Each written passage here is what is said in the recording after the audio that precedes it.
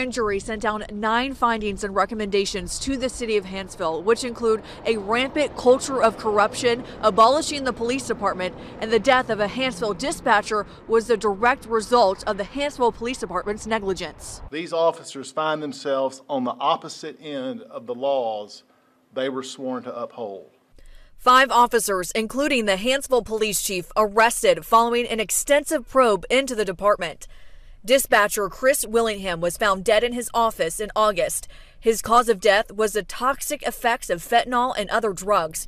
Crocker says Willingham had access to the evidence room. I would just say that nothing was secure about the evidence room, and when Mr. Willingham was discovered, there was evidence in his office. Crocker went into detail on how people had access to evidence. It was through this hole in the wall. He says people would use the broomstick to jiggle the door open. This individual who had the stick is actually sticking his head and upper body into the hole.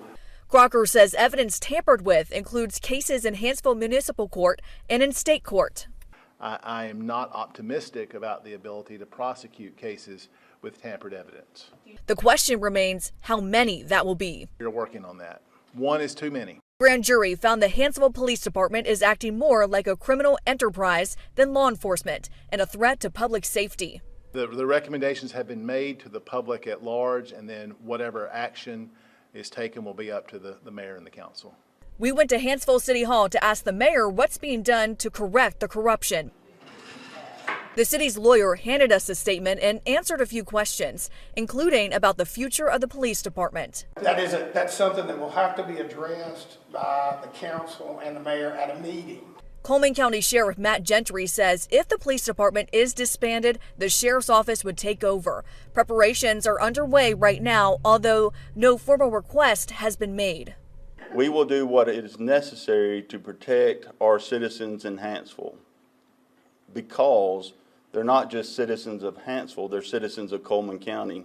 How is the people of Hanceville supposed to entrust their council and mayor to hire another police chief or more officers? When something is done, my office, state agencies, sheriff's office are going to be there to assist them.